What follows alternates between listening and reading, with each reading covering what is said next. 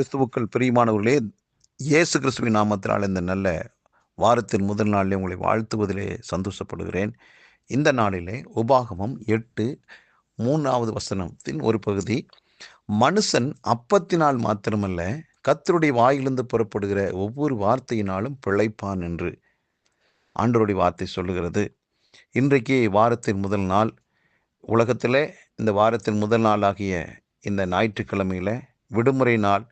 ஒவ்வொருவரும் ஒவ்வொரு திட்டங்களோடு ஆங்காங்கே புறப்பட்டு சென்று கொண்டே இருப்பார்கள்.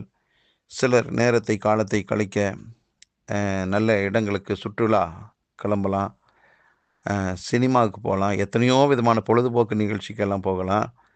இப்படி ஒரு கூட்டம் இருந்தால், ஒரு கூட்ட மக்கள் பிழைப்பதற்கு ஏதாவது வேலை கிடைக்குமா என்று சொல்லி வேலை விஷயமாக போகலாம். இப்படி பலவிதமான காரியங்களை உள்ளடக்கி ஒவ்வொரு மனுஷனும் திட்டமிட்டு செயல்படுகிறான். ஆனால் இன்றைக்கு ஆண்டவருடைய பிள்ளையாகிய நமக்கு ஒரு நல்ல நாள், ஒரு முக்கியமான நாள். ஆண்டவரை ஆராதிப்பது தான் மிக மிக அவசியமாக நம்முடைய வாழ்க்கையில தோன்றக்கூடிய ஒரு நல்ல நாள். ஆண்டவர் சொல்றாரு, உலக மக்கள் ஒவ்வொருவரும் தங்களுடைய பிழைப்புக்காக எதையாவது ஒன்று செஞ்சிட்டு இருக்கிறாங்க, அதன் பின்னால ஓடிட்டு இருக்கிறாங்க. என் அன்பு பிள்ளையே, இந்த வார்த்தை கேட்டுக்கொண்டிருக்கிற தேவஜனமே, உங்களோடு என்னோடு ஆண்டவர் பேசுறார். மனுஷன் அப்பத்தினால மாத்திரம் அல்ல, என் வாயிலிருந்து புறப்படுற ஒவ்வொரு வார்த்தையினாலும் பிழைப்பான் அப்படின்னு நான் சொல்லியிருக்கேன்ல. அப்போ உனக்கு ஒரு பிழைப்பு, உனக்கு ஒரு வாழ்வு, உனக்கு ஒரு முன்னேற்றம் அப்படின்னா, அது என் வாயிலிருந்து புறப்படக்கூடிய வார்த்தையின் மூலமாக தான் உனக்கு ஒரு வாழ்வு இருக்கிறது. அதை மறவாதே. ஆகவே எந்த மனுஷனையும் உயிர்ப்பிக்க, மேன்மைப்படுத்த அவருடைய வார்த்தை ஒன்றே போதுமானதாக இருக்கிறது. அவருடைய வார்த்தையினால தானே இந்த வானத்தை பூமி எல்லாத்தையும் படைச்சாரு. அப்போ உங்களுக்கான ஒரு வார்த்தை இன்றைக்கு இருக்கும். நீங்க போகக்கூடிய ஆலயத்தில் உங்களுக்காக கர்த்தர் ஆயத்தம் பண்ணி வைத்திருக்க ஒரு வார்த்தை ரெடியா இருக்கு. நீங்க போனீங்கன்னா நிச்சயமா கர்த்தர் அவர் வாயிலிருந்து புறப்படுகிற வார்த்தையை உங்களுக்காக அனுப்புவார்.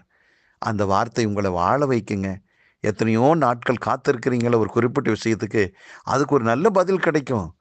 என்ன முடிவெடுக்கலாம் என்று நினைக்கிறீங்கள, அந்த விஷயத்துக்கு நல்ல ஒரு தீர்வு கிடைக்கும். வியாதியோடு, பலவீனத்தோடு, புலம்பலோடு இருக்கிறீங்களா, எல்லாவற்றுக்குமே வார்த்தை என்ற மருந்து உங்களுக்கு கொடுக்கப்படும். அந்த மருந்து, அந்த வார்த்தை உங்களை வாழ வைக்கும், சுகமாக்கும். ஆகவே எந்த இடத்துல இருந்தாலும் பாதுகாப்பில்லை. நான் சொல்கிறேன், கர்த்தரின் வார்த்தை எங்கேயோ அங்கே உங்களுக்கு ஒரு பாதுகாப்பு இருக்கும், ஒரு சமாதானம் இருக்கும். ஆம் பிரியமானவர்களே, இந்த நாளை வேறு எந்த காரியத்துக்கும் நீங்கள் இடம் கொடுக்காமல், அவர் வாயிலிருந்து புறப்படுகிற வார்த்தை எங்கே எனக்கு கிடைக்கும் என்று சொல்லி ஆவலாய், ஏக்கத்தோடு, ஒரு எதிர்பார்ப்போடு நீங்கள் போகக்கூடிய ஆலயத்துக்கு போங்க. உங்களுக்காக கர்த்தர் வைத்திருக்கிற அந்த வார்த்தை உங்களை நிச்சயமாக வாழ வைக்கும்.